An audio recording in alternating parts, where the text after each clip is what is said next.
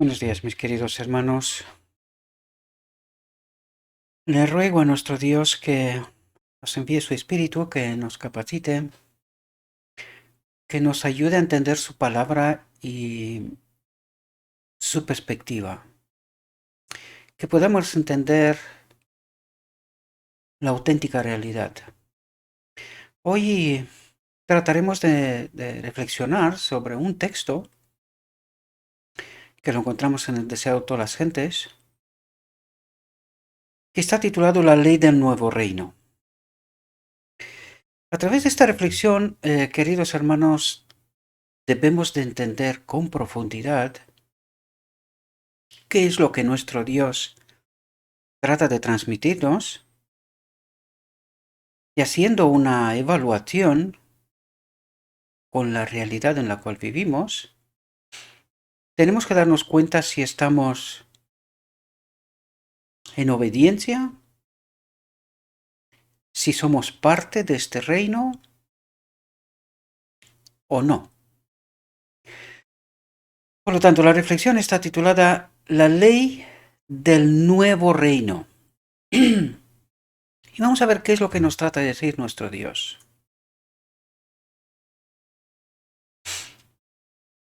El tiempo de la Pascua se estaba acercando. Y de nuevo, Jesús se dirigió hacia Jerusalén. Su corazón tenía la paz de la unidad perfecta, con la voluntad del Padre. Y con paso ansioso avanzaba hacia el lugar de sacrificio. Pero un sentimiento de misterio, de duda y temor sobrecogía a los discípulos. El Salvador iba delante de ellos y se espantaban y le seguían con miedo. Es tremendo porque fijaos cuál era su preocupación, por qué estaban espantados, por qué tenían miedo.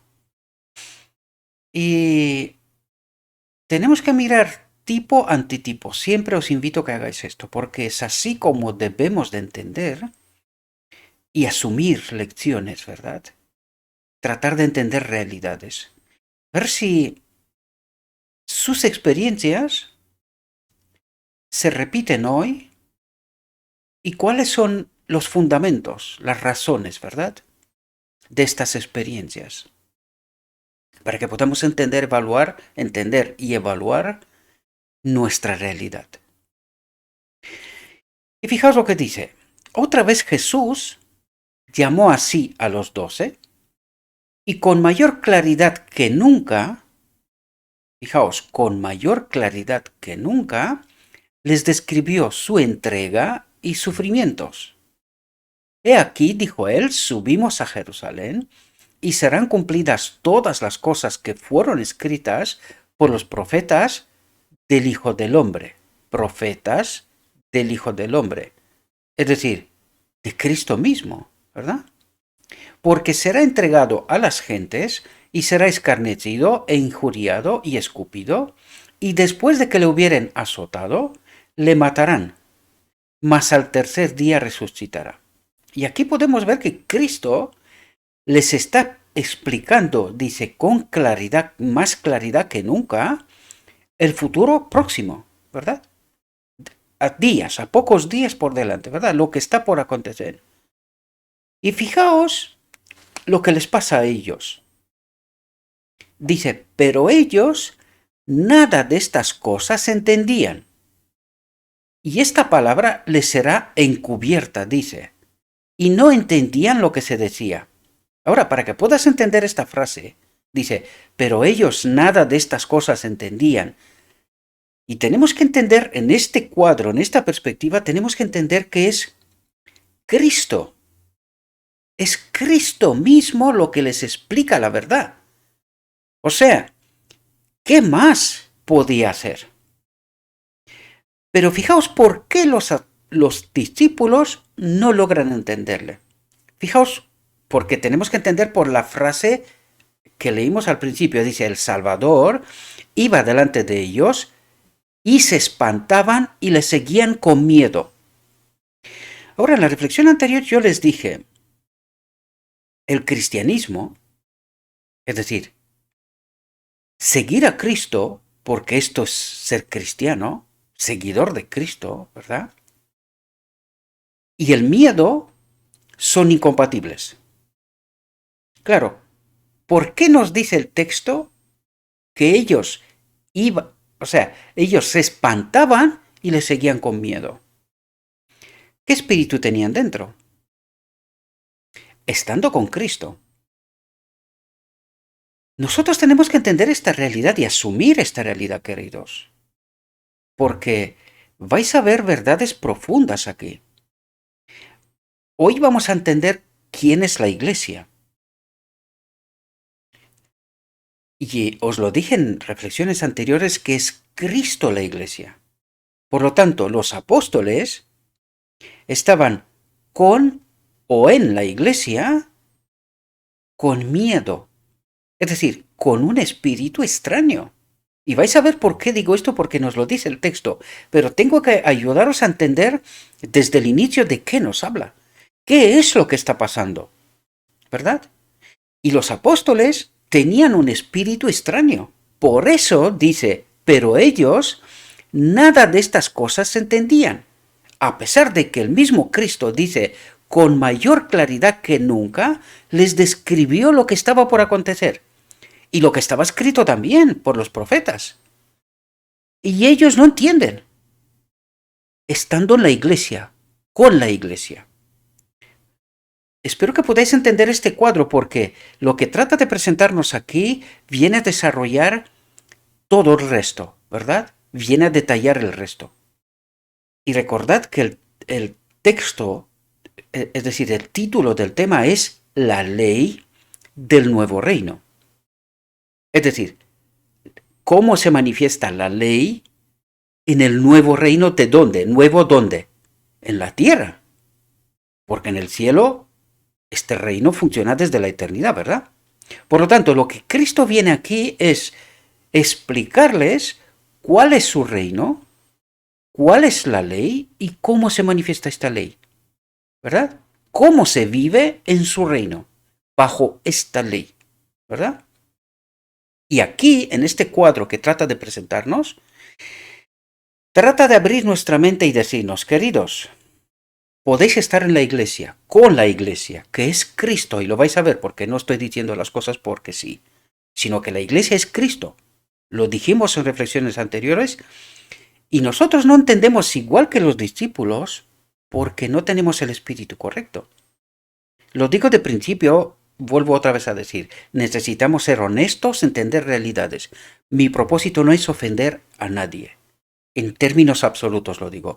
No es ofender, sino abrir nuestras expectativas, nuestra perspectiva, nuestra mente, para poder tratar de entender qué nos trata de decir Cristo, porque es Cristo mismo el que nos dice esas cosas, ¿verdad? Por lo tanto, ¿por qué no entendían los discípulos? Porque no tenían el espíritu correcto, mis queridos hermanos. Dice, pero ellos nada de estas cosas entendían, estando con y en la iglesia, ¿verdad? Porque acompañaban a Cristo hacía rato ya, ¿verdad? Aquí estamos al final de su ministerio. Y dice, nada entendían de estas cosas. Y dice, y esta palabra les será encubierta. ¿Encubierta de quién? Si Cristo trata de explicarles con mayor claridad que nunca lo que está por acontecer, ¿de quién les será encubierta esta palabra? De este espíritu que tenían, queridos. Si Cristo trata de explicarme la verdad, ¿cómo es que yo no la entiendo? ¿Qué es lo que está por medio que impide que yo pueda entender esta realidad? Y tenemos que entender este cuadro, mis queridos hermanos, porque en nuestra mente vamos con unos prejuicios que nos impiden, igual que a los apóstoles, entender el mensaje, el correcto mensaje, toda su profundidad, la perspectiva que Dios trata de ayudarnos a entender. Pero es que por culpa nuestra, por nuestra falta de fe, estando con Cristo, no logramos captar el mensaje. Pero ellos nada de estas cosas entendían, y esta palabra les era encubierta, y no entendían lo que se decía. Y no tenían la palabra escrita, no tuvieron los profetas, no estuvieron con Cristo 3 años y medio. Y al final del ministerio de Cristo aún no entendían nada, dice. Nada, mientras Cristo les habla con mayor claridad que nunca. ¿Puede pasar esto hoy mismo? Yo os digo esto, mis queridos hermanos, porque en este texto hay un texto que yo lo compartí con un hermano mío ayer mismo. Y me mandó de vuelta a una exposición de un pastor. Cuando llegaremos al texto explicaré más, ¿verdad?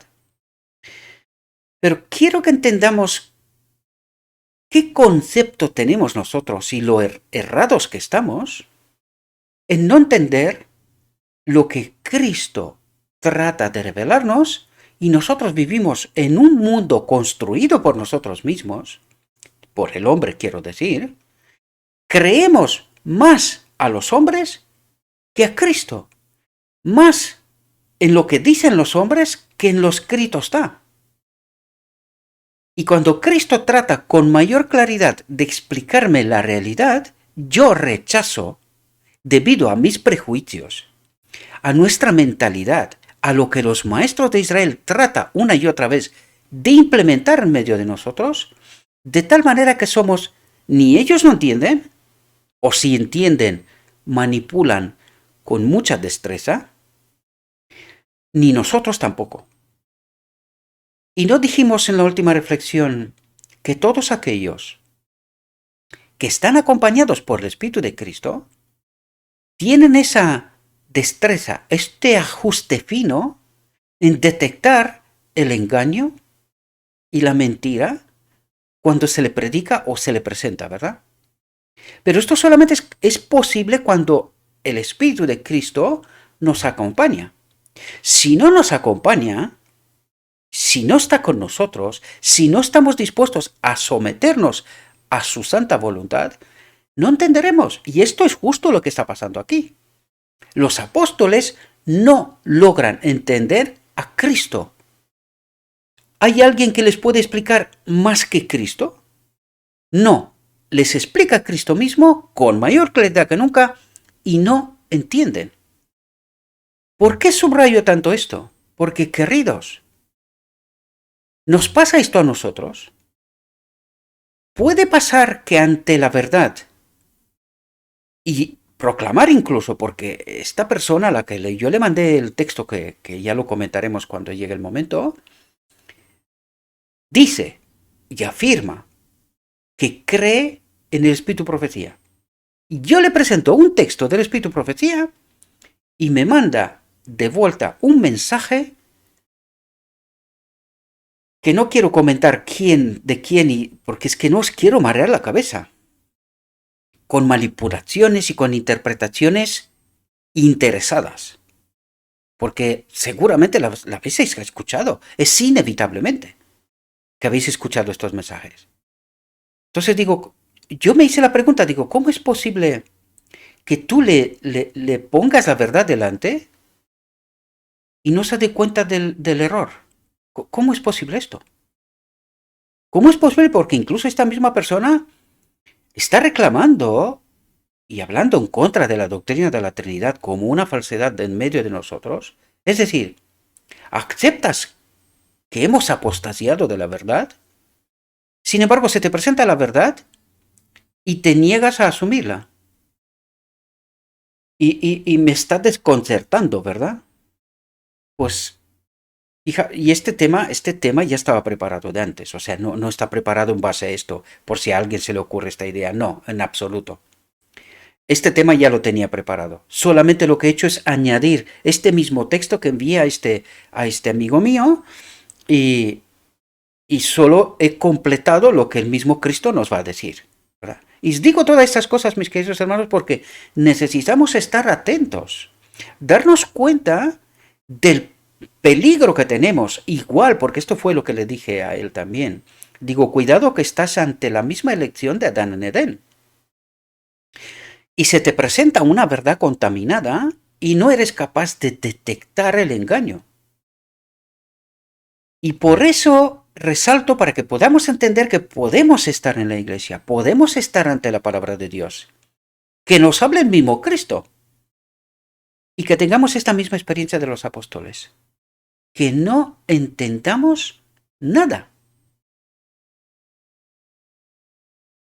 Es extraño, pero esto nos tiene que revelar esta sutileza del engaño, de cómo podemos estar de entrampados y ni siquiera darnos cuenta. Dice, ¿no había proclamado poco antes por doquiera, el reino de los cielos se ha acercado? ¿No había prometido Cristo mismo que muchos se sentarían con Abraham, Isaac y Jacob en el reino de Dios? ¿No había prometido a cuantos le habían dejado todo por su causa 100 veces tanto en esta vida y una parte en su reino? ¿Y no había hecho a los 12 la promesa especial de que ocuparían puestos de alto honor en su reino? A saber que se sentarían en tronos para juzgar a las 12 tribus de Israel. Acababa de decir que debían cumplirse todas las cosas escritas en los profetas concernientes a él. ¿Y no habían predicho los profetas la gloria del reino del Mesías? Fijaos la confusión, porque claro, cuando tú no entiendes en la profundidad, no estás conectado con el Espíritu de Cristo, aún teniendo a los profetas, aún el mismo Cristo hablando estas realidades, no captas la perspectiva, no entiendes el mensaje. Fijaos, dice, frente a estos pensamientos, sus palabras tocante a su entrega, persecución y muerte parecían vagas y confusas. ¿Y por qué? En primer lugar, tenemos que entender un hecho importante. Las profecías de Isaías con respecto al Mesías estaban prohibidas, lo siguen hoy día, todavía tienen este prejuicio. De hecho, anteayer vi una presentación de un supuesto Mesías en Israel, aceptado ya por los ortodoxos judíos, ¿verdad? Presentándolo como que es el Mesías, que ha venido el Mesías. Y presentando ciertas cualidades que esta persona tiene. Es un hombre, es un ser humano. La Biblia nos advierte sobre estas realidades, ¿verdad? Pues fijaos cómo logramos nosotros ser confusos ante la palabra de la verdad que la tenemos, porque tenemos la verdad. Eso mismo creían ellos también, que ellos tenían la verdad y que ellos obedecían a Dios. Sin embargo, Cristo les dijo que lo profundamente engañados que estaban, ¿verdad? Los maestros de Israel. Pero es que no les pasaba solo a los maestros. Es que fijaos a los discípulos, al final del ministerio de Cristo, siguen sin comprender nada. Y esto es debido a que fueron selectivos en cuanto a las profecías con respecto al Mesías. Al no entender, al no aceptar, al no estudiar las profecías que tenían que ver con el Mesías, no entendían lo que estaba pasando, no entendían lo que el Cristo les decía, porque fueron selectivos en cuanto a la palabra de la verdad. Aceptaban algunas cosas y otras no. ¿Y de dónde venía el engaño? De los maestros de Israel. Qué curioso, ¿verdad? ¿Cómo se repite la historia? Y seguimos estando ciegos. Ellos creían que a pesar de cualesquiera dificultades que pudieran sobrevenir, el reino se establecería pronto. Y no se dieron cuenta que el reino ya estaba. Porque el reino es Cristo mismo. Cristo es el reino. Ya estaba. El reino ya estaba. Y no se dieron cuenta.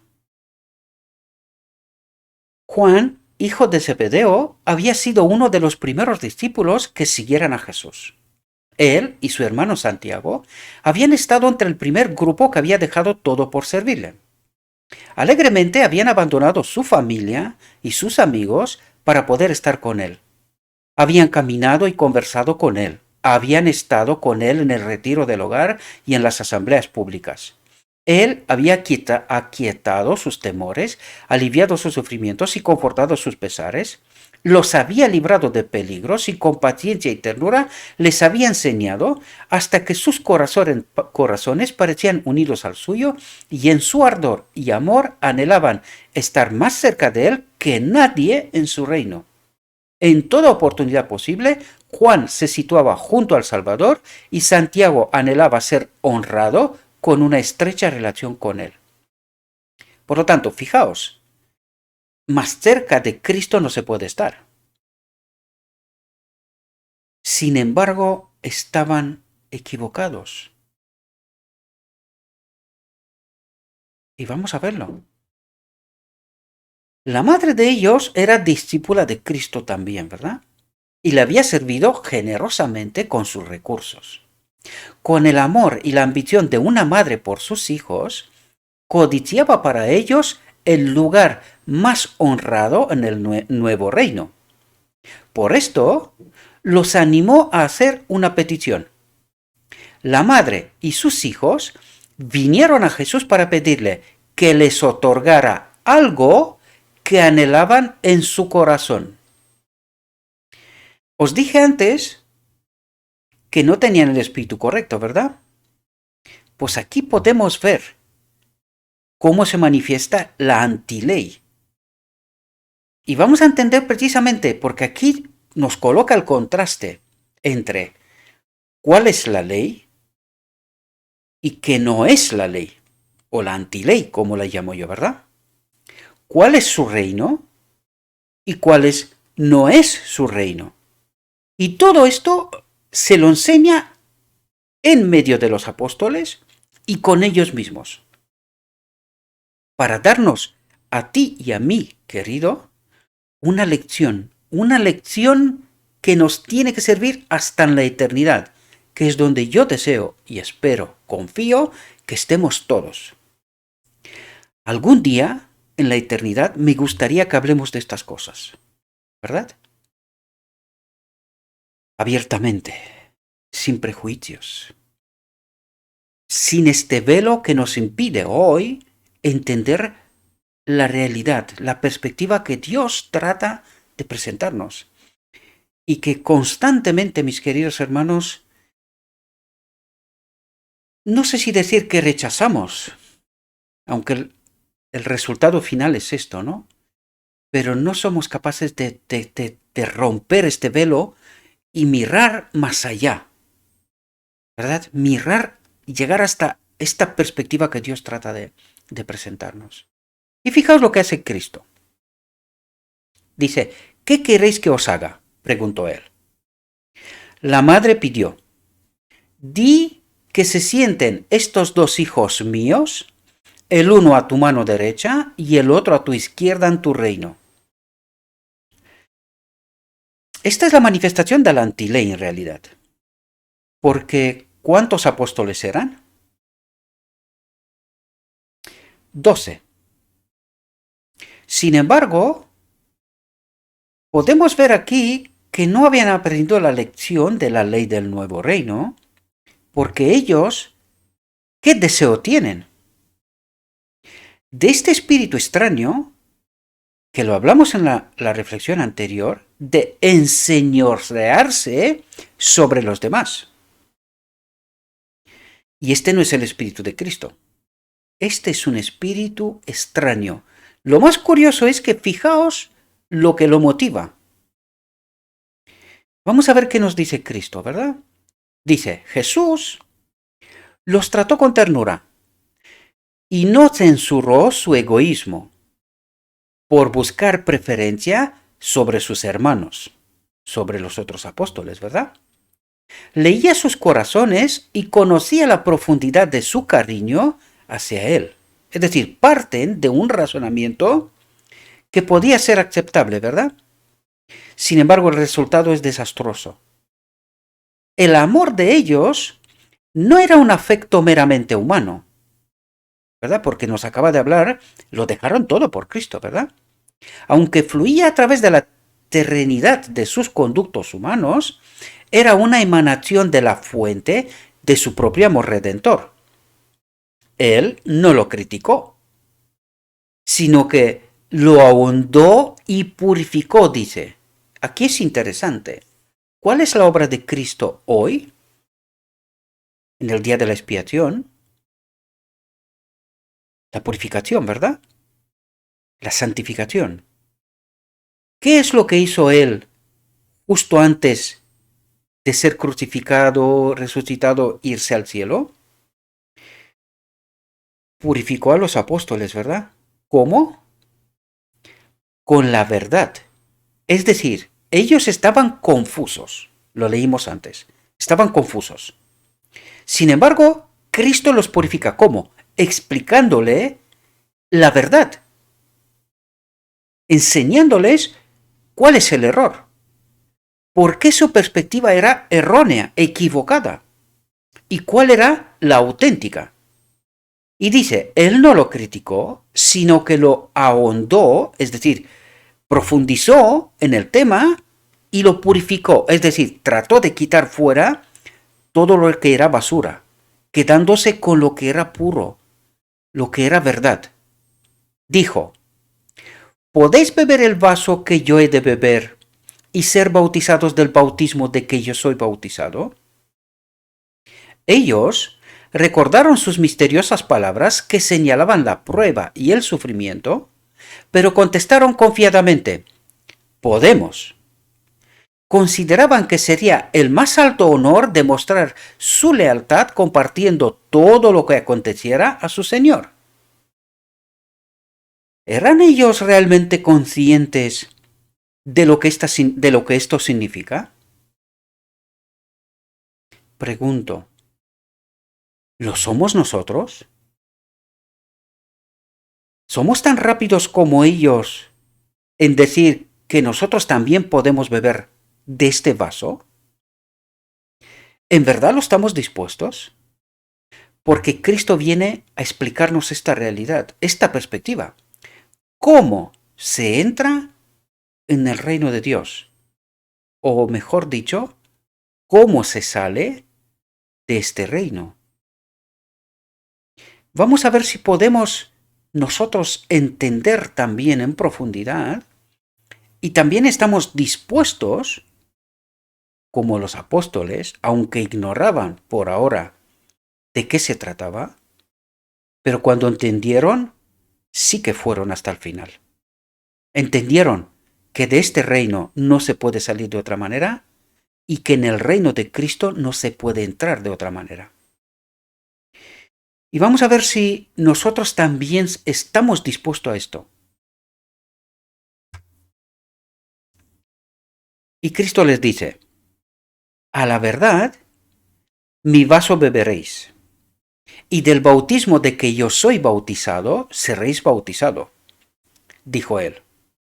Delante de él había una cruz en vez de un trono, esto era la puerta de la salida, y por compañeros suyos a su derecha y a su izquierda dos malhechores. Es decir, si queréis entrar en el reino de Dios, tenéis que pasar por la cruz.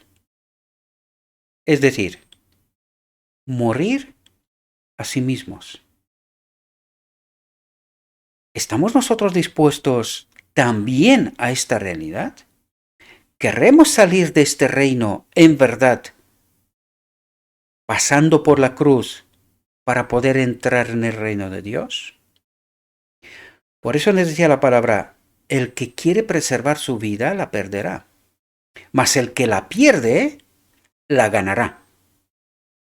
Pues de esto nos habla Cristo. ¿Estoy dispuesto a pasar por la cruz? ¿Estoy dispuesto a morir para vivir? Juan y Santiago tuvieron que participar de los sufrimientos con su maestro. uno fue el primero de los hermanos que pereció a espada. Pasó por esta puerta, ¿verdad? El otro, el que por más tiempo hubo de soportar trabajos, vituperio y persecución. Sabemos que fue el último de los apóstoles que murió, y murió en Patmos, ¿verdad?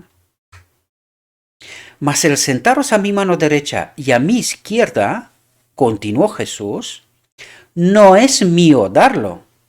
Y es interesante lo que dice aquí. Dice, no es mío darlo, sino a aquellos para quienes está aparejado. ¿De quién? Del Padre. Por lo tanto, ¿quién es la máxima autoridad? El Padre. El Padre, junto con el cielo, ha de evaluar nuestra obra. Y en base a esta obra, decidirá. Y fijaos lo que nos dice a partir de aquí. Dice, en el reino de los cielos no se alcanza la posición por favoritismo. No se la gana ni se la recibe como un regalo arbitrario. Aquí quizás deberíamos de pararnos un momento, porque el cristianismo de hoy cree que se puede entrar, es decir, se puede salir de este reino de cualquier manera y se puede entrar en el reino de Dios con facilidad. Peca hasta que Cristo viene, cree y serás salvo, sin entender cuál es la puerta de salida y de entrada en el nuevo reino. Y no entendemos esta realidad, queridos. Es más, nos negamos a aceptar esta realidad. Sin embargo, Cristo mismo nos señala la puerta de salida y de entrada en el nuevo reino. Solamente y solamente así podemos entrar en el reino. Fijaos lo que nos dice. Es decir, el reino de los cielos no se alcanza la posición por favoritismo, no se la gana ni se la recibe como un regalo arbitrario. Dice, es el resultado del carácter. Nosotros decimos, según lo escrito está, que el carácter es el pasaporte de entrada en el reino de los cielos. Es decir, el pasaporte que tenemos que presentar en la puerta para poder entrar en el reino de Dios. Estoy hablando figurativo para que me podáis entender. Porque a partir de aquí trata de explicarnos cómo se logra ese carácter. ¿Cómo se logra ese carácter? Sin el cual no entraremos en el reino de Dios. Y dice, la corona y el trono son las prendas. ¿Prendas? ¿De qué nos habla? De la boda del Cordero, ¿no? ¿Os dais cuenta? La ropa que recibiremos cuando acudiremos a la boda del Cordero, ¿verdad? Y dice, la corona y el trono son las prendas de una condición alcanzada. Interesante como formula, ¿verdad? Dice, una condición alcanzada. Son las arras de la victoria sobre sí mismo por medio de nuestro Señor Jesucristo. Es decir, nos dice qué necesitamos para entrar en el reino de Dios y nos da las herramientas para obtener lo que necesitamos para entrar en el reino de Dios. Y las herramientas son la victoria sobre sí mismo, sobre mí mismo, es decir, morir a mí mismo, despojarme como lo ha hecho Cristo, ¿verdad? Al venir en este mundo se despojó de sí mismo. Pues eso mismo tenemos que hacer nosotros. Al entrar en el reino de Dios, tenemos que despojarnos de nosotros mismos y arroparnos con Él, con esta prenda a los que hace ilusión, su espíritu. ¿Entendéis lo que trata de decirnos de una manera figurativa? Para que podamos entender una realidad muchísimo más profunda. Largo tiempo después, cuando se había unido en simpatía con Cristo por la participación de sus sufrimientos, el Señor le reveló a Juan cuál es la condición de la proximidad en su reino. Y dice, al que venciere, dijo Cristo, yo le daré que se siente conmigo en mi trono, así como yo he vencido y me he sentado con mi Padre en su trono. Y aquí nos revela una realidad, dice, al que venciere. ¿Venciere qué, queridos? Cuando nosotros creemos que pecando hasta que Cristo viene, entraremos en su reino. O que solo por fe, solo por creer, ya está todo hecho. ¿Y vencer qué? ¿Os dais cuenta cómo, igual que los apóstoles, teniendo la verdad, con tanto maestro de Israel, con tanta luminaria, ¿verdad? Y no lo digo de una manera despectiva, sino porque es lo que pretenden, ¿verdad? Que ellos tienen la verdad, es decir, la luz, ¿no? ¿Cómo nosotros no somos capaces de identificar la profundidad del mensaje de Cristo?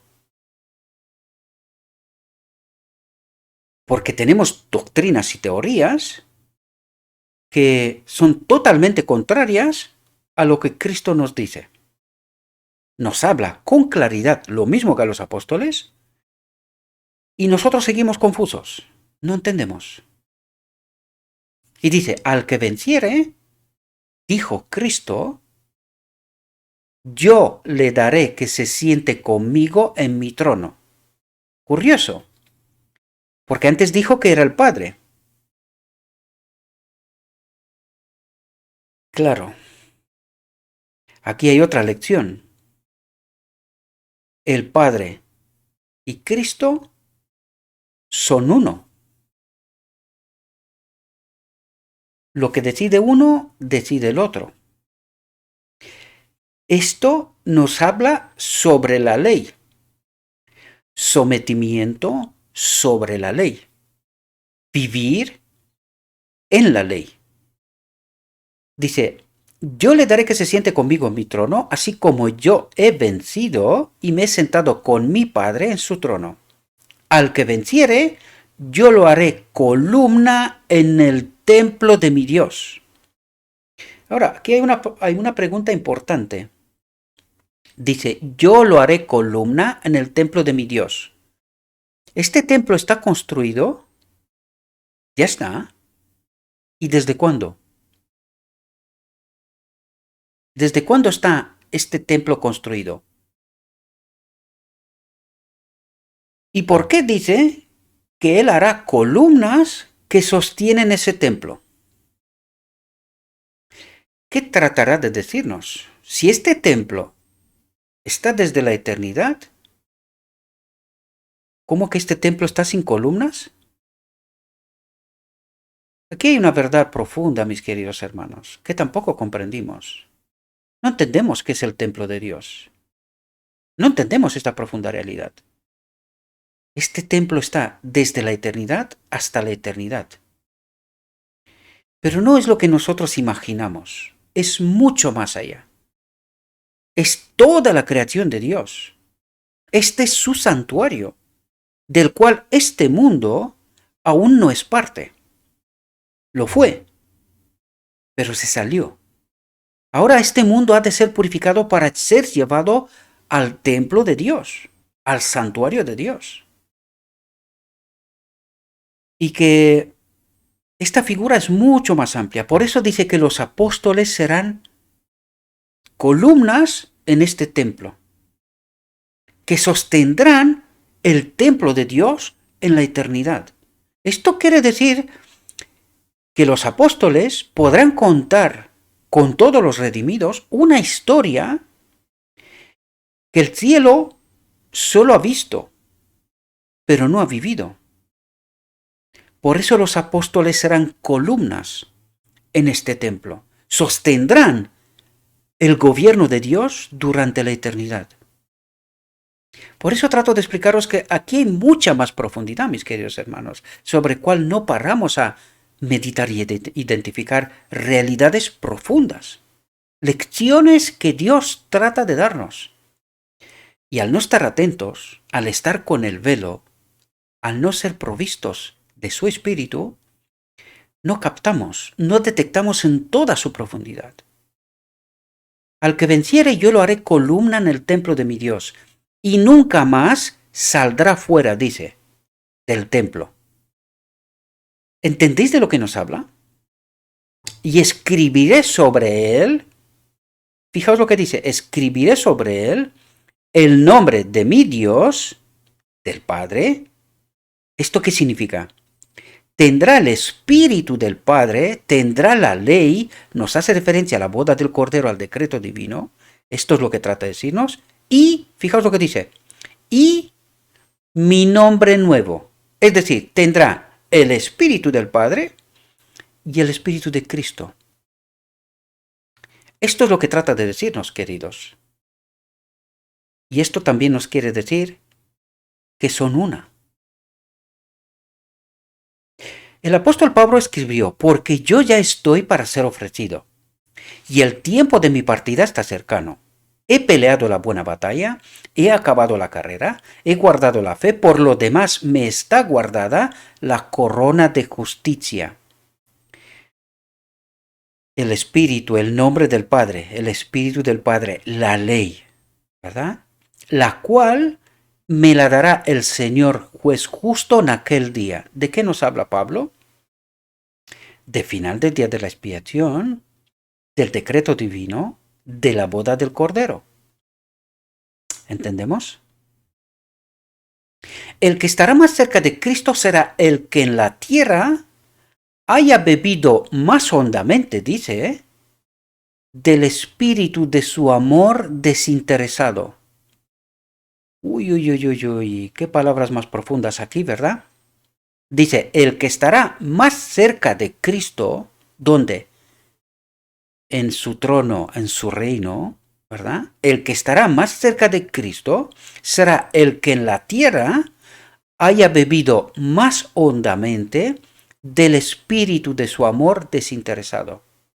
Amor que no hace sin razón, no se ensancha, no busca lo suyo, no se irrita, no piensa el mal. Amor que mueve al discípulo como movía al Señor a dar todo, a vivir, trabajar y sacrificarse, aún hasta la muerte, dice, para la salvación de la humanidad. ¿Entendemos lo que significa salir por la puerta de este reino y entrar por la puerta del reino de Cristo? ¿Entendimos nosotros cuál es el condicionante? Lo que ha de fundamentar nuestro carácter. La ley. Fijaos qué es la ley y cómo se manifiesta. Fijaos, dice, amor que mueve al discípulo como movía al Señor. Amor, ¿qué es amor? La ley, la presencia del Padre, ¿verdad? Por lo tanto, amor que mueve al discípulo como movía al Señor. ¿Qué movía al Señor? La presencia del Padre en él mismo, la ley. Y dice, a dar todo. ¿Cuánto es todo?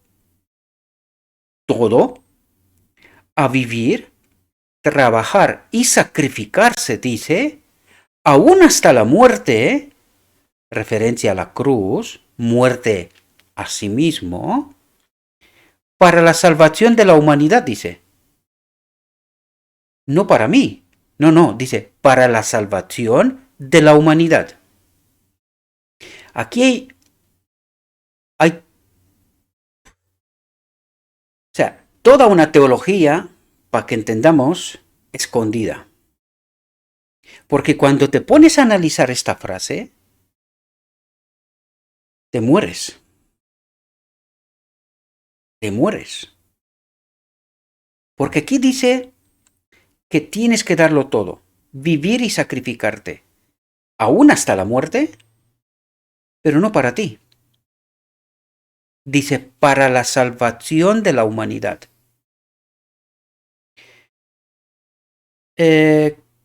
Cuando yo me miro en este espejo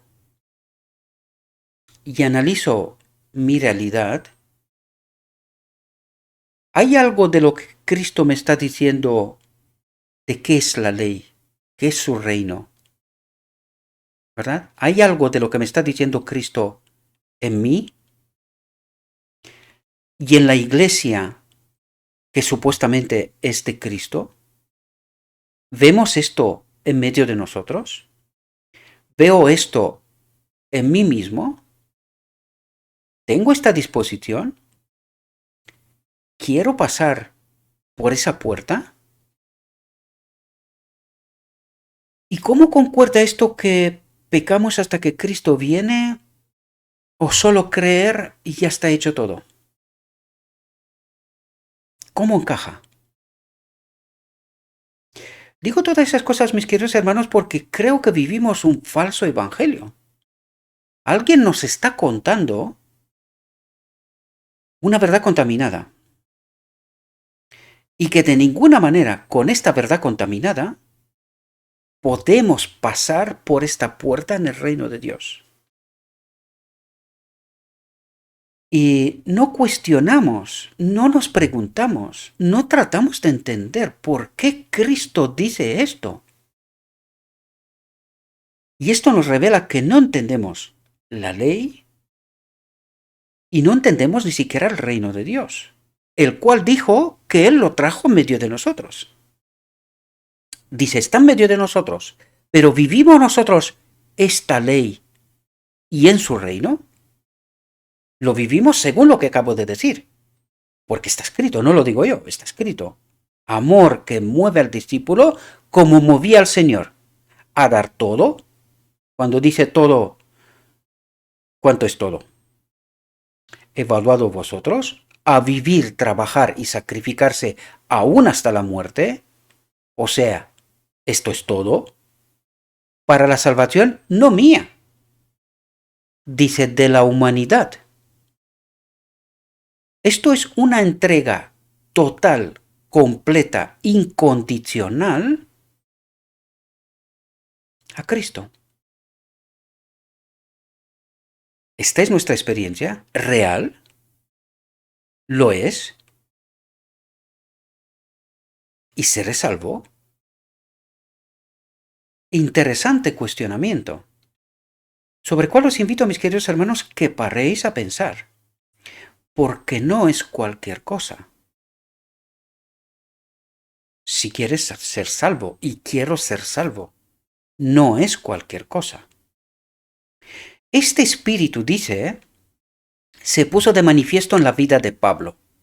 Él dijo, porque para mí el vivir es Cristo, porque su vida revelaba a Cristo ante los hombres, y el morir es ganancia, dice.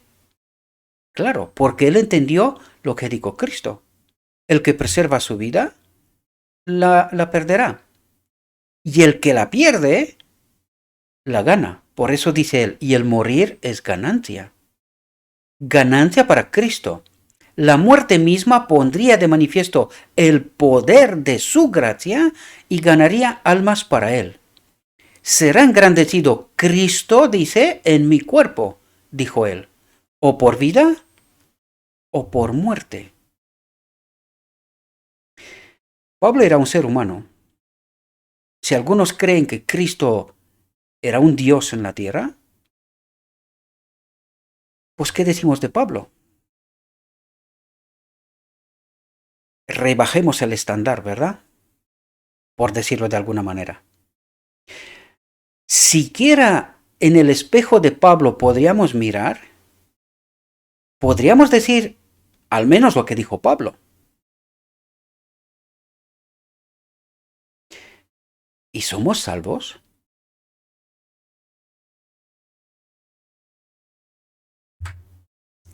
Cuando los 10 se enteraron de la petición de Santiago y Juan, se disgustaron mucho. Porque fijaos cuál es el espíritu. Es que no era Santiago y Juan solamente. Es que lo eran todos. ¿Y nosotros? El puesto más alto en el reino era precisamente lo que cada uno está buscando para sí mismo. ¿Y cuál es ese espíritu? ¿Podemos darnos cuenta? Y se enojaron, porque los 2 discípulos habían obtenido una aparente ventaja sobre ellos. ¿Podéis daros cuenta cómo obra este espíritu maligno? Dice, una aparente ventaja sobre ellos. Era más bien en su mente, una imaginación. Y ya estaban dispuestos a actuar. ¿Verdad? Fijaos cómo actúa Cristo.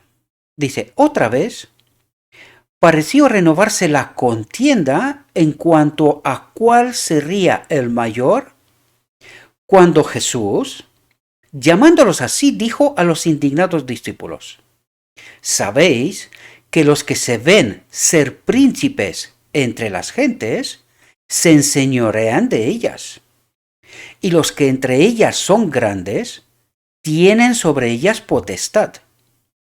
Mas no será así entre vosotros, dice.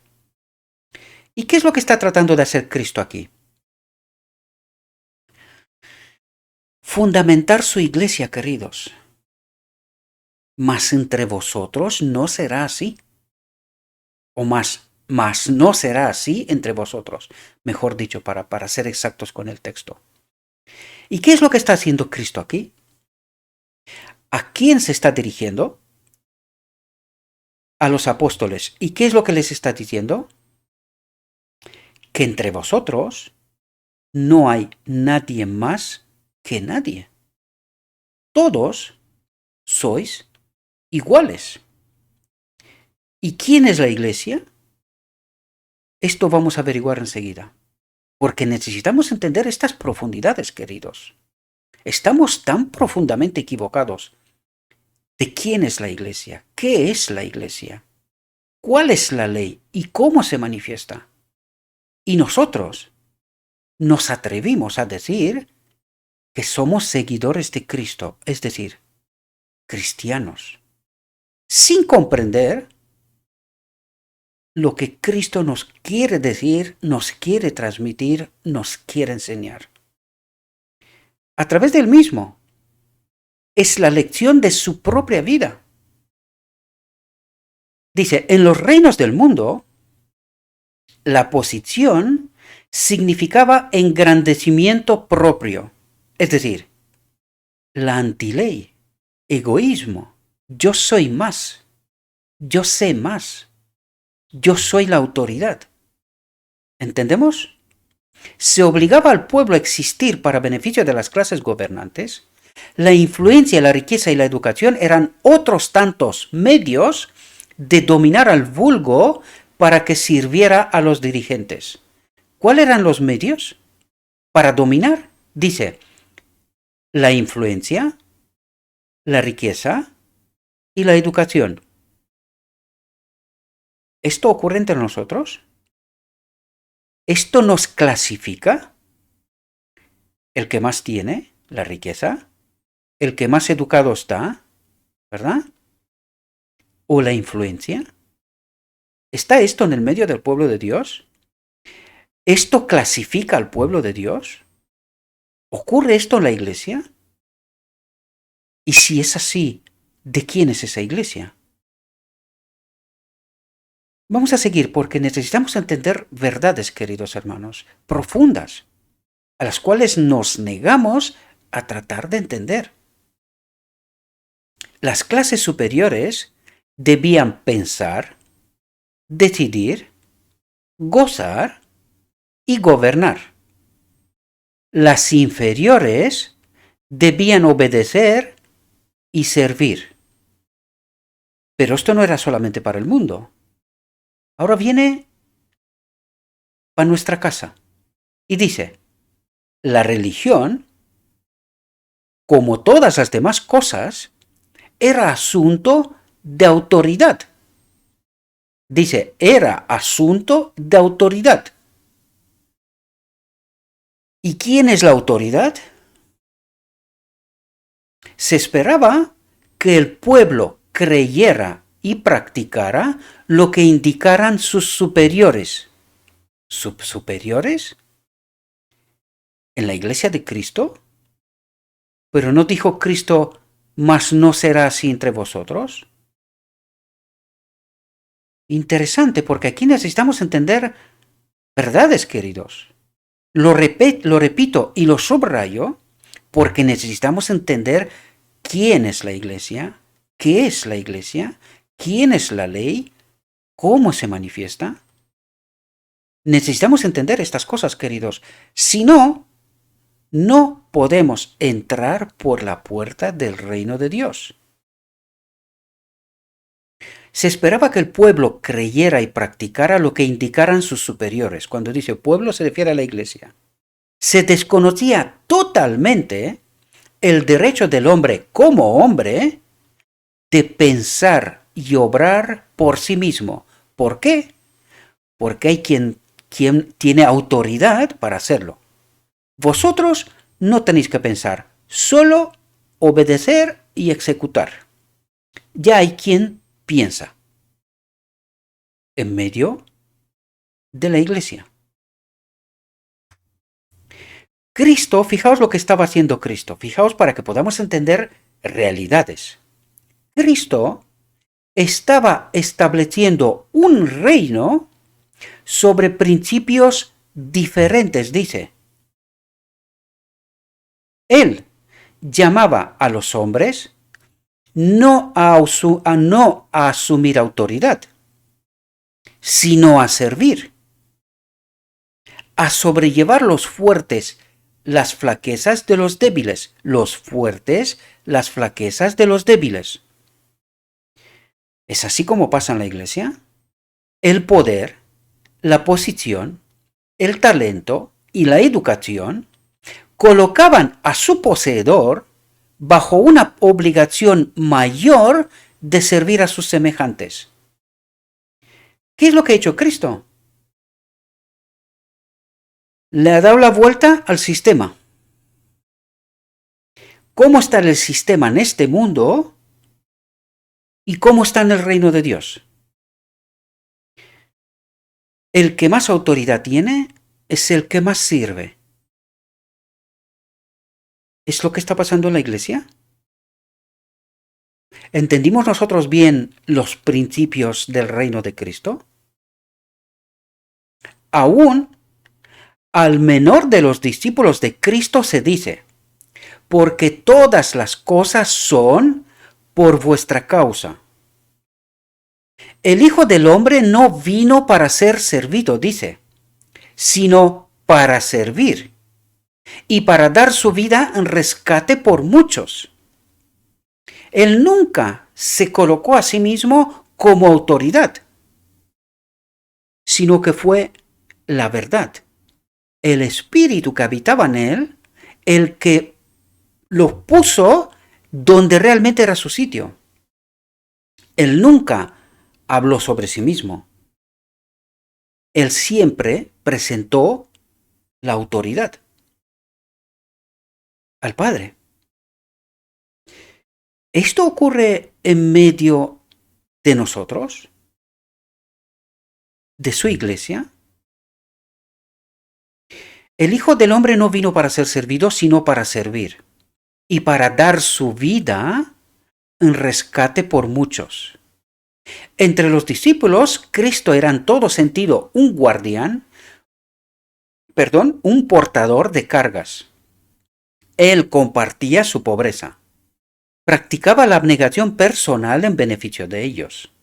Iban delante de ellos para allanar los lugares más difíciles y pronto iba a consumar su obra en la tierra entregando su vida. Fijaos lo que nos dice aquí.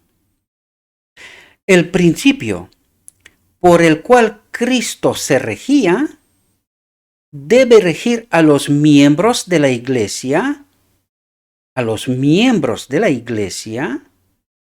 la cual es su cuerpo. ¿Quién es la iglesia? ¿Entendemos quién es la iglesia? Es Cristo. Y nosotros hemos de ser parte de Cristo. Ahora, aquí cabe una pregunta sumamente importante. ¿En Cristo hay falsedad, mentira y engaño? Si yo soy parte del cuerpo de Cristo y vivo en mentira, falsedad y engaño, ¿soy parte de este cuerpo? Puede parecer baladí la pregunta, pero no lo es en absoluto. Es así como tenemos que darnos cuenta de cómo Cristo puede presentarnos delante del Padre como justificados. Esto es una cuestión sumamente importante, queridos. Y necesitamos comprender esta realidad. El plan y fundamento de la salvación es el amor. ¿Entendimos bien esto? Fijaos lo que dice. El plan y fundamento de la salvación es el Padre. Es la ley. Es el amor. ¿Entendemos ahora? ¿Entendéis la primera venida silenciosa de Cristo? ¿Entendéis la boda del Cordero? ¿Entendéis el decreto divino en donde será puesto la ley, el amor en nosotros antes de que venga Cristo? Porque esto ocurre antes de que venga Cristo. Ahora, cuando nos dice el plan, ¿quién ha hecho el plan de salvación? ¿Y cuándo? El Padre, con Cristo, desde la fundación del mundo, es decir, desde antes que existiera nada. Y dice, el plan y fundamento de la salvación es el amor, es el Padre. Por lo tanto, cuando viene Cristo y no encontrará el Espíritu del Padre en nosotros, ¿podemos entrar en el reino de Dios? ¿Podéis entender de lo que nos habla aquí, queridos? ¿Y podéis entender lo que significa vivir en el reino de Dios en la ley? ¿Podéis entender toda esta lección que trata de darnos Cristo? Dice, en el reino de Cristo, los mayores, en el reino de Cristo, es decir, en el cielo, los mayores son los que siguen el ejemplo dado por Él y actúan como pastores de su rebaño. Es decir, en la pirámide revertida, ¿verdad? Que es en el reino de Dios, que es el reino de Dios, que es el principio de sacerdocio de Melquisedec, ¿quién es el que más sirve? Dios está abajo, Cristo, y de ellos emana la vida hacia todos los demás. ¿Quién sirve a todos los demás? Ahora podemos entender, dice, en el reino de Cristo los mayores, el Padre, Él, los querubines, arcángeles, ángeles, todos los demás, sirven a los que más bajos de la creación están. ¿A quién? Al hombre. A los seres creados. ¿Ahora entendéis la realidad? Ahora, cuando tú entiendes esta realidad, y nosotros decimos que somos el pueblo de Dios, la iglesia de Dios, ¿es así como funciona la iglesia?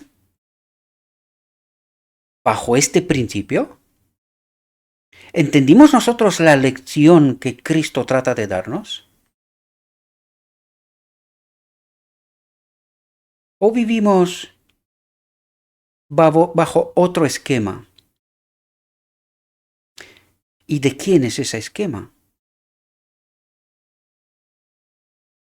Espero que podamos entender la realidad y la profundidad de lo que Cristo trata de decirnos, mis queridos hermanos. Y aquí no se trata de desmontar nada, porque ya lo montó Cristo. Y está bien montado. Lo único que nos falta es entender cómo funciona la ley, cómo funciona el gobierno de Dios, aquí y en la eternidad, y nosotros elegir someternos a este gobierno, a esta ley. Esta es la elección de Adán en Edén y esta es constantemente nuestra elección. Por lo tanto, cuando nos sometemos a Cristo, a su gobierno, a su ley, ¿es esta iglesia en la que estamos? ¿Esta iglesia se rige según estos principios del gobierno de Dios, según esta ley? ¿O están sobre otros principios, sobre otra ley? Necesitamos hacernos preguntas, mis queridos hermanos, porque si no entendemos y creemos que somos salvos porque acudimos a un lugar y que nosotros lo llamamos iglesia y vivimos bajo otra ley y nosotros la llamamos cristianismo, a lo mejor estamos engañados, igual que los apóstoles, teniendo a Cristo a nuestro lado, porque Él está más que dispuesto a tener reunión conmigo y contigo, pero no en engaño y en falsedad. ¿Podéis entender todos esos mecanismos que venimos tratando aquí para poder entender realidades de verdad profundas? Y que podamos entender qué es la ley, cómo se manifiesta, quién es la iglesia y cómo esta iglesia ha de ser parte de su reino desde ahora. Y si no lo es,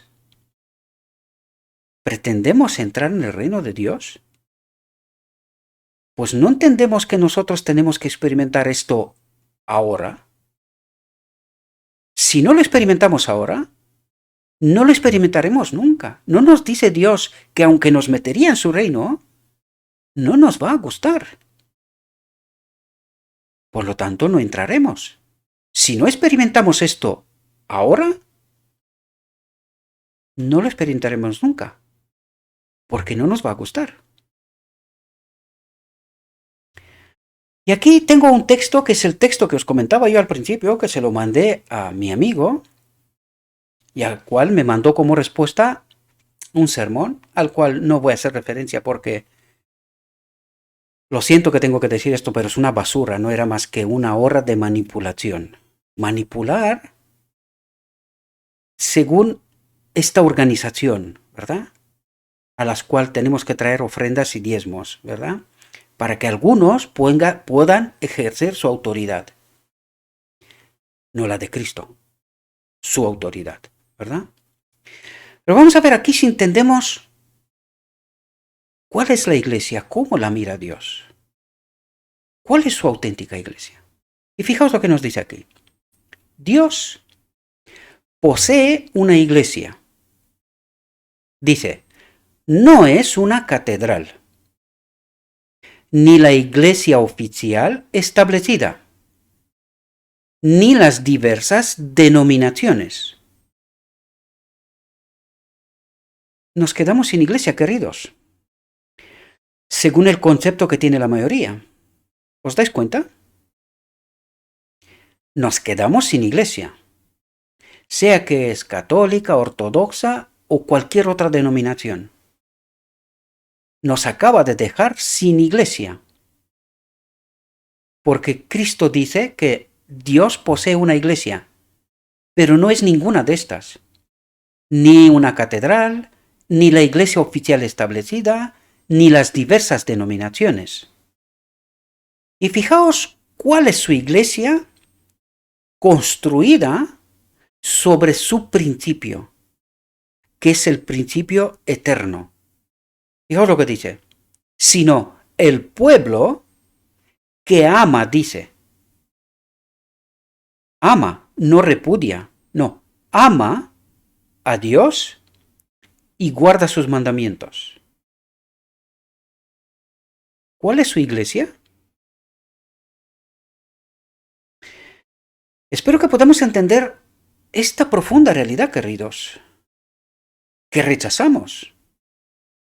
Rechazamos mientras decimos que nosotros tenemos la verdad, creemos la verdad incluso en el espíritu profecía, pero rechazamos esa verdad.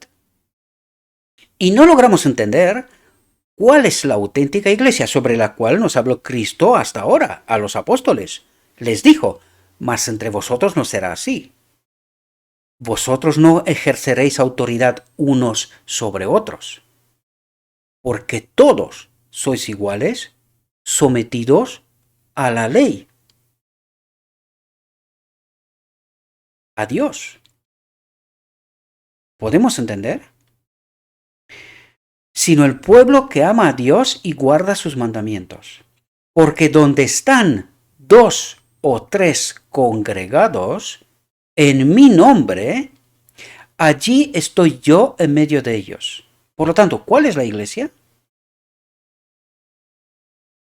Donde están 2 o 3 congregados en mi nombre, allí estoy yo en medio de ellos.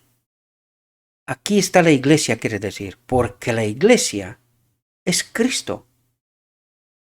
Sin Cristo no hay iglesia, no hay ley, no hay salvación, no hay nada.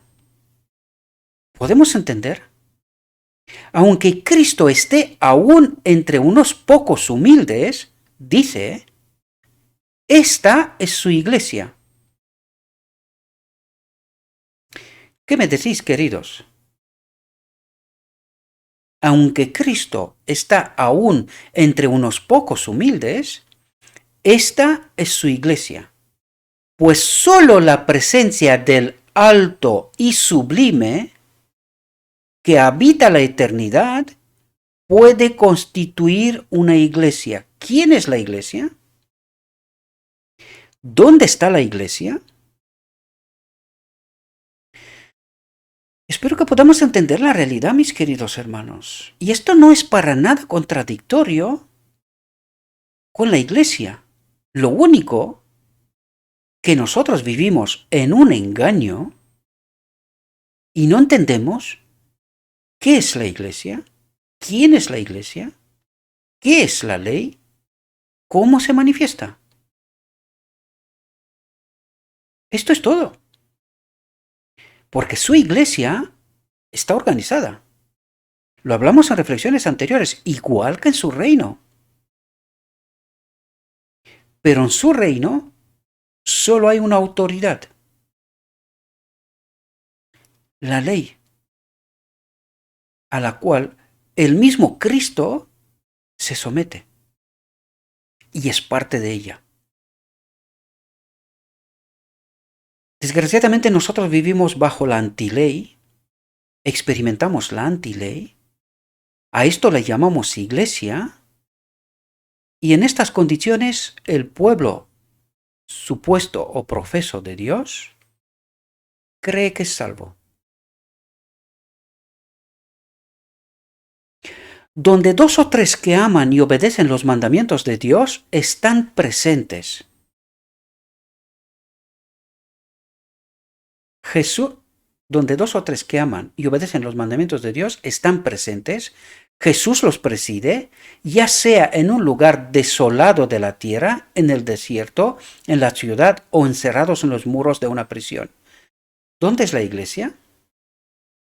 Y dice, ¿quién los preside? ¿Quién es la autoridad? ¿Entendéis, queridos? Ya sea en un lugar desolado de la tierra, en el desierto, en la ciudad o encerrados en los muros de una prisión. Esta es la iglesia. La gloria de Dios ha penetrado estas últimas, colmando de gloriosos rayos de luz celestial las oscuras másmoras. Fijaos lo que dice aquí.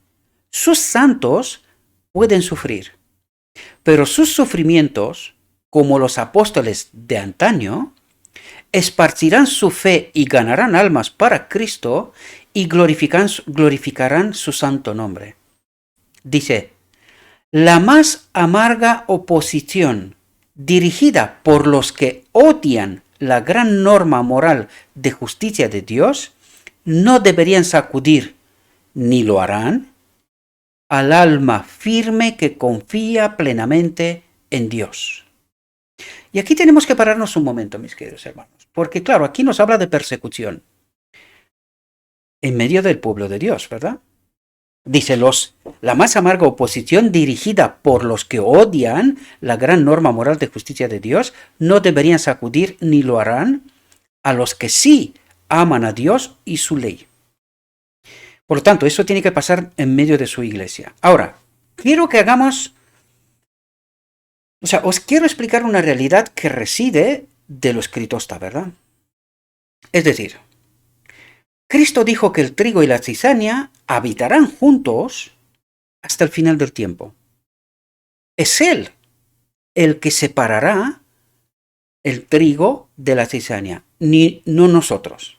Ahora, ¿esto qué quiere decir? Tenemos que entender que cuando la iglesia de la Odisea fue fundada, esta iglesia fue purificada primero. Es decir, tuvo que redescubrir y reasentar los principios de la iglesia apostólica, ¿verdad? Durante 44 años, hasta que se rechazó el mensaje de la justicia de Cristo en 1888, esa iglesia permaneció fundada sobre la verdad, sobre Cristo. Cuando el Espíritu de Cristo se retiró, este camino largo de apostasía empezó.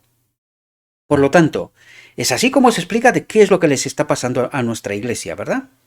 A la iglesia de la Odisea. Ahora bien, el Espíritu de Profecía nos dice que de dentro de esta iglesia saldrá un remanente. Cuando dice saldrá, se refiere, no comen del vino de Babilonia, porque apostasiar significa comer del vino de Babilonia, ¿verdad? Doctrina falsa. Esta iglesia dejará de comer, es decir, este pueblo dejará de comer, de beber de esta apostasía, pero seguirá dentro de la iglesia organizada. Es decir, cuando el Apocalipsis nos dice salid de ella, pueblo mío, no se refiere salid de en medio de la organización, sino salid de esas teorías falsas, purifíquese, santifíquese, apártese. ¿Entendéis? De eso se trata. Es decir, estando en medio de la iglesia, siempre y cuando se puede, porque yo ya lo he dicho en muchas ocasiones, la misma iglesia está separando a los 144.000, ¿verdad? Pero habrá unos que están en los libros y otros que no necesariamente están en los libros. Y esto es bíblico, no hace falta ni que lo demuestre. Estudiemos y vamos a llegar a estas conclusiones, ¿verdad? Por lo tanto, no es necesario salirse de ahí. Podemos permanecer, pero no tenemos por qué beber de esas teorías. ¿Entendéis? Porque no hay más iglesias, es decir, no hay otra iglesia organizada. No hay, no habrá. Podemos salir y montar nosotros todo, cada uno nuestro chiringuito. Pero esto no significa necesariamente iglesia. No es la iglesia que bíblicamente se puede demostrar. No hay más iglesia. La iglesia de la Odisea es la última. Ahora, lo que nosotros tenemos que hacer es no beber de esta falsa doctrina, aún permaneciendo. Esto no va a ser fácil, porque por eso dice que habrá oposición. Este no es el único texto, hay muchos textos. Habrá oposición. Claro, para que haya oposición, se supone que tiene que haber hacia quién esta oposición. Por lo tanto, se entiende que está dentro. Ahora, ¿qué es lo que tiene que hacer el pueblo de Dios? ¿Por qué nos dice que hemos de pasar por la cruz? ¿Por qué nos dice que nosotros hemos de sacrificar nuestra vida por amor, por la salvación de nuestros hermanos, ¿verdad? Por la humanidad, dice, ¿verdad? Pero la humanidad son nuestros hermanos. En realidad, hemos de salvar, ¿verdad? cooperar y colaborar con Cristo en esta obra. Lo estudiamos, venimos tratando precisamente estos asuntos. Necesitamos entender la verdad.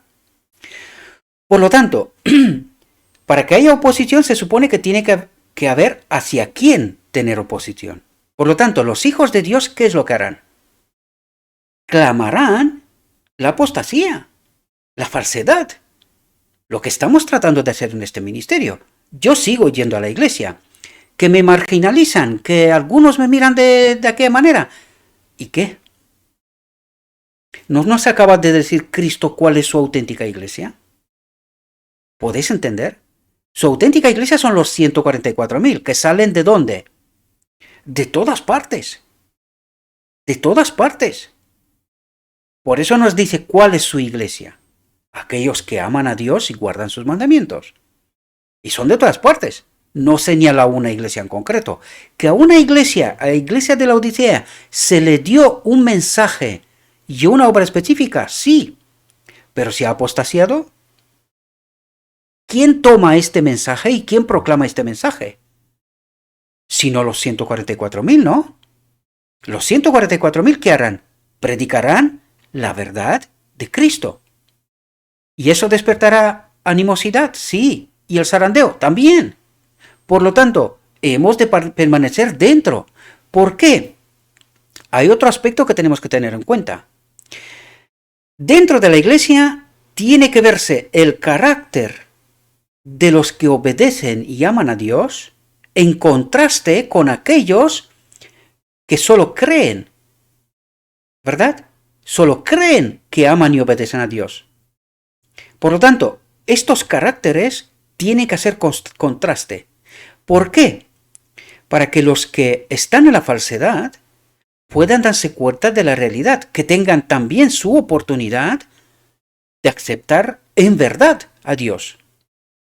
No a través de una denominación y de unos credos, sino aceptar de verdad a Dios. ¿Qué significa esto? Pues tan sencillo como la elección de Adán. Elegir a Dios, a su ley que habite en nosotros. ¿No es eso lo que nos dice el Evangelio y no es eso la culminación del día de la expiación? La invitación a la boda del Cordero, es decir, donde recibiremos el Espíritu del Padre, nuestra naturaleza será cambiada. Por lo tanto, necesitamos entender bien estos contextos, mis queridos hermanos. Hay mucho que hablar aquí y seguiremos hablando, porque no quiero alargarme mucho más de lo que es necesario. Estos dos textos son un añadido en el capítulo a la ley del nuevo reino del deseo de todas las gentes. Los puse porque necesitamos entender de qué nos habla Cristo. Por eso los añadió, porque necesitamos entender quién es la iglesia. ¿Entendemos? ¿Quién es la auténtica iglesia? ¿Cuál es la ley y cómo se manifiesta? Y esto es absolutamente necesario y fundamental comprenderlo y elegir en base a la verdad. A nosotros no nos interesa ni ser políticamente correctos, ni parecer y confundir, ni nada de por estilo. No, nosotros tenemos que ser como Cristo, sencillos, claros y directos. Luego ya cada uno tome su decisión y ahora mismo vendrá a hablarnos precisamente de este asunto. Dice, las palabras de Pablo revelan la verdadera dignidad y honra de la vida. Hemos vuelto al texto de la ley del nuevo reino del capítulo del deseo de todas las gentes. Hemos vuelto a este texto, ¿verdad? Las palabras de Pablo revelan la verdadera dignidad y honra de la vida cristiana. Por lo cual, siendo libre para con todos, me he hecho siervo de todos, no procurando mi propio beneficio, sino el de muchos, para que sean salvos. Es decir, ¿obedeció Pablo la auténtica ley? ¿Murió a sí mismo para salvar a muchos? ¿Entendéis de lo que nos habla? Nos habla de la ley, lo que acabamos de ver antes, ¿verdad? Y fijaos lo que dice aquí. En asuntos de conciencia, el alma debe ser dejada libre.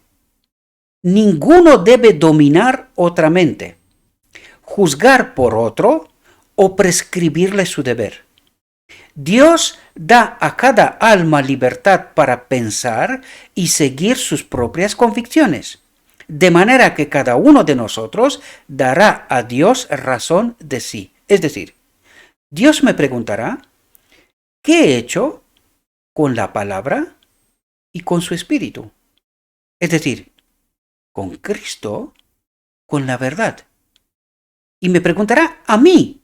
No me dirá, ¿qué te ha dicho tu pastor, ni tu maestro de Israel, ni tu director de escuela sabática, ni tu maestro de escuela sabática? No, no. No me va a preguntar por eso. No, me va a preguntar, ¿entendiste el mensaje que te mandé? ¿De la verdad, de la palabra? ¿Fuiste conectado con mi espíritu? ¿Y cómo viviste? ¿Como Pablo? ¿O bajo otra ley? ¿Bajo otro esquema que no era el de Cristo? ¿Entendéis? Por lo tanto, a cada uno ha de dar razón de sí ante Dios. Ninguno tiene el derecho de fundir su propia individualidad en la de otro. En todos los asuntos en que hay principios en juego, cada uno esté asegurado en su ánimo, a través de la palabra, ¿verdad? Y del espíritu. Por eso nos dice, en su ánimo, en su conciencia.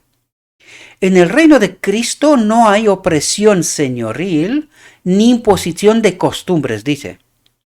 Los ángeles del cielo no vienen a la tierra para mandar y exigir homenaje, sino como mensajeros de misericordia para cooperar con los hombres en la elevación de la humanidad, en experimentar de nuevo esta naturaleza perdida, el Espíritu del Padre, la ley. De esto nos habla, ¿verdad? Los principios y las palabras mismas de la enseñanza del Salvador, en su divina hermosura, permanecieron en la memoria del discípulo amado de Juan, ¿verdad? En sus últimos días, el pensamiento central del testimonio de Juan a las iglesias, dice iglesias, de la casa de tal, de la casa de cual, del otro. Aprendimos antes dónde está la iglesia, ¿verdad? En sus últimos días, el pensamiento central del testimonio de Juan a las iglesias era, porque este es el mensaje que habéis oído desde el principio. Y nos cuenta la ley, que nos amemos unos a otros, dice. Que nos amemos unos a otros. En esto hemos conocido el amor, el espíritu, porque Él puso su vida por nosotros, Cristo. También nosotros debemos poner nuestras vidas por los hermanos. Dice, por los hermanos, no por nosotros. Nosotros no vivimos por nosotros, porque esto es egoísmo, es la antiley. Nosotros vivimos por los hermanos, dice. Esta es la ley. Esta es la iglesia. El fundamento del gobierno de Dios. Su reino en la tierra también.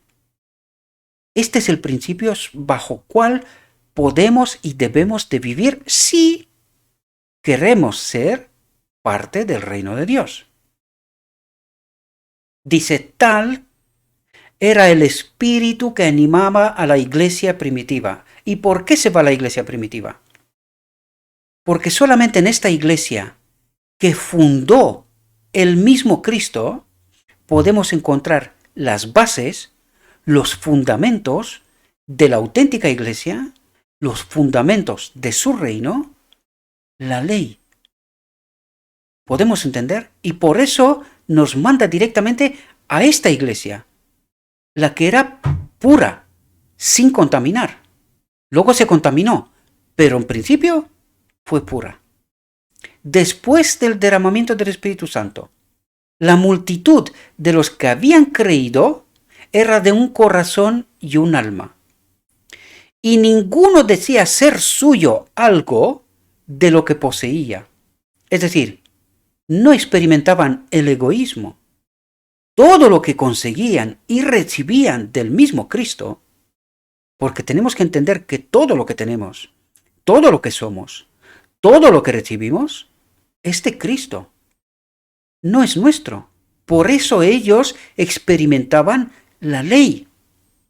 La ley, esta es la ley. Experimentaban, vivían bajo esta ley. Por eso dice, y ninguno decía ser suyo algo de lo que poseía, mas todas las cosas les eran comunes. Esto es iglesia, queridos. Esta es la auténtica iglesia, en donde el amor se expresa, sirve. ¿Entendéis? Y el egoísmo no cabe, no tiene lugar. Por eso os digo yo, ¿cómo podemos creer que viviendo en esta iglesia en la que vivimos, bajo esta ley del egoísmo en la que vivimos, nosotros podemos pretender ser parte del reino de Dios? Viviendo en egoísmo, bajo una autoridad que no es la de Cristo. Y esto es lo que trata de decirnos, mis queridos hermanos. Por eso nos dice todo lo que nos dice. Y esto no significa desmontar nada, sino simplemente colocar los fundamentos, las bases, las que Cristo mismo colocó. Mas entre vosotros, que no sea así, como en el mundo, ¿verdad? Ningún necesitado había entre ellos, dice. ¿Y esto pasa en nuestra iglesia? ¿Es lo que experimentamos? ¿O es el que más tiene, el mejor escaparate, mejor cuenta, mejor coche, mejor ropa y en mejores posiciones? Necesitamos entender, queridos, la ley, la iglesia, la antiley y lo que no es iglesia. Y ante estas dos realidades, nosotros hemos de elegir, ¿queremos la ley o la antiley? Y en función de nuestra decisión, seremos o no salvos. Y los apóstoles daban testimonio de la resurrección, dice, del Señor Jesús con gran esfuerzo y gran gracia, gran espíritu era en todos ellos. ¿Y por qué daban testimonio de la resurrección de Cristo? Porque creían en Cristo, el hombre, el Hijo de Dios, que se fue en el reino para preparar un lugar para ellos. Pero ellos vivían bajo su espíritu en esta tierra, en su reino, bajo su ley. Y por eso dice, daban testimonio de la resurrección. Creían en este Salvador que les enseñó cómo se tiene que vivir en su reino. Y esta es nuestra gran lección, queridos hermanos.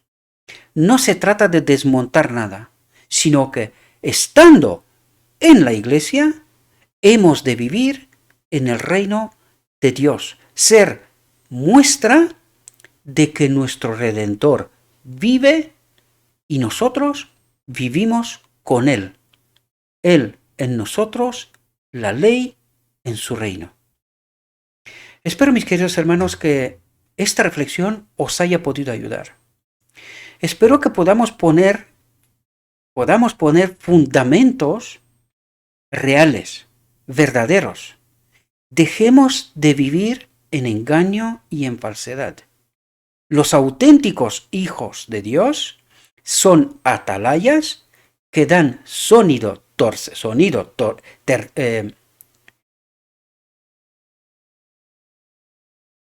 un sonido verdadero a la trompeta. No me sale la palabra, os pido disculpas. Dan sonido verdadero con la trompeta. Es decir, alzan su voz ante lo que es falso, engaño, hipocresía. Y viven para que todos los demás puedan ser salvos. Y esto no se puede hacer vivir confundiendo, pareciendo que sí, pero que no. Hemos de proclamar la verdad. hemos de tomar posición para Cristo. Si no vivimos de esta manera, no pretendamos estar en su reino, porque su reino está hoy en medio de nosotros. De mí y de ti depende si quiero vivir en su reino o quiero vivir tal como estamos, en la propuesta de un otro reino sin la ley, sin el Espíritu de Dios, con y en nosotros. Espero, mis queridos hermanos, que esta reflexión os pueda ayudar. Como siempre, os invito que vosotros mismos vayáis y estudiéis y saquéis vuestras propias conclusiones, porque no os preguntará por lo que ha dicho Gabriel, se os preguntará por lo escrito está. ¿Y cuál fue vuestra decisión? Y yo ruego a nuestro Dios que envíe su Espíritu, que nos capacite a todos, que podamos entender la verdad tal como está escrita, tal como es en Jesús, y que en base a esta verdad tomemos cada uno de nosotros nuestras propias decisiones. Os deseo, mis queridos hermanos, que tengáis un próspero día y que en todo lo que os he dicho, os lo he dicho en nombre de Cristo Jesús. Amén.